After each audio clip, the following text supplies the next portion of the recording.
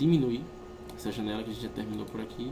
Vou habilitar de novo o visor, vou abrir a configuração dela, vou no Path, que é o parâmetro que está animado. Meu gráfico editor já está ativo, por isso que ele já aparece aqui. Selecionar, transformar em Easy para ele me criar uma curva suave. Vou dar um zoom aqui para ver o que é que está acontecendo. Eu percebo que ele está se formando antes de ter a área para começar a surgir. Por quê? Porque eu preciso afastar esse keyframe. Vou selecionar os dois. E mais ou menos no ponto que ele tem que começar a surgir aqui, é o ponto que eu vou colocar o primeiro keyframe de surgimento dele. No caso aqui, mais ou menos. Ele está surgindo ainda antes. Seleciono os dois e arrasto para o ponto ideal. Pronto, ele vai começar a surgir daqui. Vamos ver se só essa suavização já padrão já resolve. Dá um preview.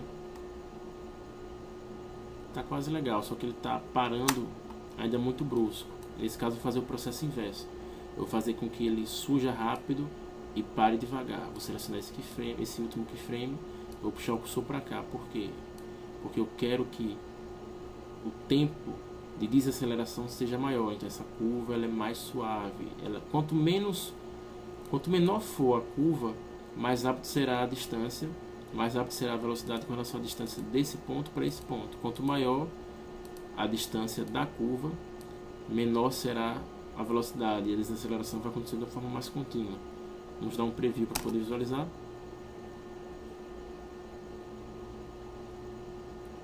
A gente já tem uma animação legal aqui. Eu vou afastar um pouco mais esse último keyframe porque eu quero que a desaceleração aconteça de uma forma ainda maior, para ele parar bem suave mesmo.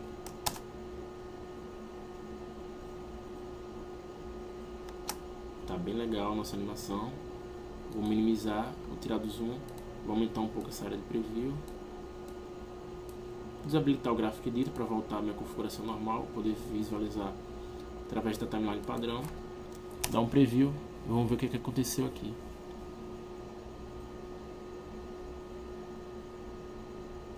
É bem legal. O resultado ficou bastante satisfatório. Vamos aprender agora a utilizar outra função do After, que também é uma função muito utilizada pelo Motion Graphics, porque ela disfarça muito alguns tipos de erros com relação a movimentações, que é o Motion Blur.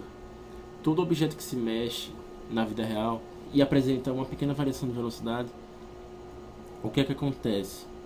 Cria-se uma ilusão de ótica, uma ilusão de rastro. Em vários jogos, para quem joga, ou em vários filmes, a gente percebe que quando o movimento ele acontece de uma forma muito rápida, ele tende a ficar desfocado na nossa visão. Isso acontece por causa do fenômeno óptico. Para habilitar isso no software de edição de animação, no After, nesse caso específico, a gente vem aqui nessa opção, que tem esse rastro, Motion Blur. Cada objeto dessa nossa animação, ele vai ter esse quadrado do lado, representando que a gente pode habilitar o Motion Blur. Eu vou habilitar nesses três, que são os objetos que se mexem na cena, e eu percebo que nada acontece aqui ainda. Por quê? Porque se eu apenas habilitar aqui, ele só vai me mostrar esse rastro de variação de velocidade quando eu exportar a minha animação. Mas tem uma forma de eu conseguir visualizar esse rastro clicando nesse botão, para habilitar o Motion Blur nesse preview do Stage. Quando eu clico nessa opção, ele habilita o Motion Blur apenas nos objetos que estão com ela ativa. Se eu der um 0 agora, vocês vão perceber um desfoque acontecendo no momento de maior velocidade de cada animação. Vou dar um zoom aqui para vocês visualizarem melhor. Vou aumentar um pouco a nossa resolução para ver se a gente consegue visualizar esse desfoque de uma forma melhor. Não sei se vocês estão conseguindo ver bem, mas ele está com um desfoque acontecendo aí. Eu vou criar um outro sólido só para vocês entenderem melhor. Pelo atalho Ctrl Y, sólido. Vou diminuir a escala dele. E vou movimentá-lo. Clicando aqui na posição do keyframe, vou movimentá-lo para cá. Perceba que essa animação está sendo bem rápida. Só que você não consegue visualizar nenhum movimento de desfoque nela, nesse quadrado. Por quê? Porque eu ainda não habilitei esse parâmetro nele. Quando eu habilito com essa opção ativa, eu consigo visualizar. Não preciso nem dar preview. Se eu der um zoom, eu percebo que quando ele está parado, ele não apresenta o rastro de velocidade. Quando eu aumento a velocidade, ele já começa a desfocar. Quanto maior for a velocidade, mais fácil vai ser para a gente poder visualizar esse desfoque. Ele é muito usado pelos motion design. Vou deletar aqui e vamos voltar a trabalhar aqui na nossa animação.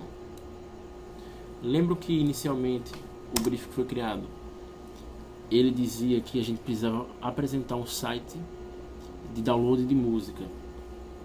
E a gente começou isso criando uma tela, criando um computador, uma animação de computador, onde através dessa animação de computador a gente vai poder visualizar alguém digitando, alguma coisa surgindo com relação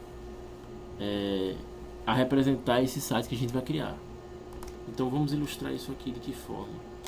Eu estou pensando aqui, eu vou criar uma barra, como o Google mesmo, uma barra de busca aqui, onde a gente vai fazer uma animação do nome sendo digitado, do nome surgindo aqui. Vai ser um pouco mais trabalhoso, mas vai ficar um resultado bastante legal.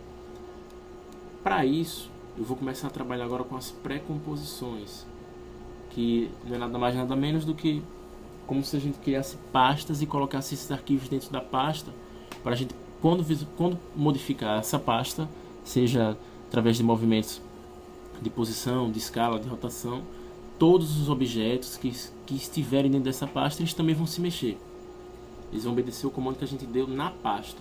Como é que a gente faz isso? A gente vai selecionar os objetos que a gente quer que façam parte dessa pré-composição.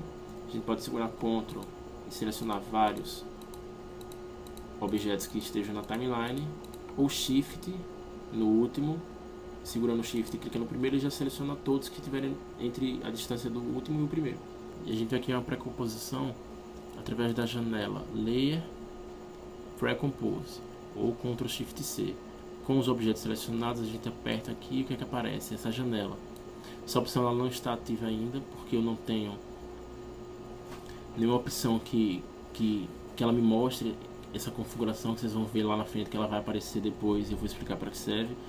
Por enquanto, basta a gente entender que esse parâmetro de cima serve para a gente colocar o nome da nossa pré-composição, que nesse caso vai ser computador. E esse parâmetro marcado significa que eu vou mover todos os atributos de animação com esses objetos para dentro dessa composição, ou dentro dessa pasta. Se eu der um OK, o que é que acontece aqui? É como se eu criasse uma pasta na área de trabalho do meu computador mesmo e colocasse os arquivos dentro. Ele só me mostra um ícone e uma layer, uma camada. Se eu abrir aqui o painel de transformação dele, eu percebo que a máscara que eu criei nos objetos ela não se encontra aqui e nenhum tipo de animação. Por que isso é interessante? Porque a minha animação ela ainda está acontecendo.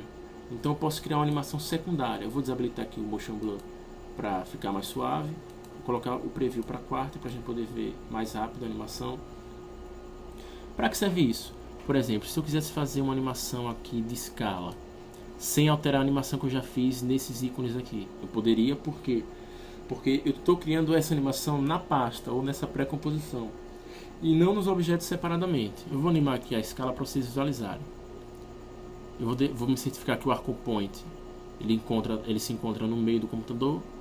Através dessa opção aqui, eu vou clicar nele, segurar e vou arrastar para que esse meu movimento de escala ele aconteça através, tendo como referência o ponto pivô desse Arco Point. Eu vou fazer o seguinte: como sempre, eu vou marcar o ponto final da posição da minha animação. Pega a ferramenta de seleção, Scale. Eu vou voltar. Quando eu chegar nesse ponto, eu quero que essa escala ela diminua. Ou seja, eu vou colocar em 0, que ela fique invisível na tela. Quando eu passo o cursor, eu percebo que eu animei a escala geral dos objetos, mas a animação interna que eu fiz dentro dessa pré-composição, ela ainda está acontecendo. Então, criar pré-composições é fundamental. A gente vai trabalhar com vários projetos onde a gente vai fazer isso. Vou dar Ctrl Z aqui para voltar. Eu não quero animar a escala. E como é que eu acesso os objetos que eu criei anteriormente? Basta eu dar 2 cliques na composição com o botão esquerdo do mouse e ele me abre outra composição, que no caso é a composição inicial com os elementos que a gente selecionou e colocou dentro dela. Perceba que a composição que foi criada ela também aparece aqui na nossa aba Project. Se eu abrir aqui o parâmetro de configuração, eu vejo que todos os parâmetros que foram criados inicialmente, eles ainda se encontram aqui. Os keyframes de animação também. E o que é que eu vou fazer agora? Eu vou criar a barra do meu computador, da minha busca, dentro dessa tela aqui do computador, simulando a entrada no site do nosso cliente. Como eu vou fazer isso? Eu não quero trabalhar com elementos externos agora, nem o arquivo de Photoshop ou Illustrator, eu vou criar todos os elementos no After.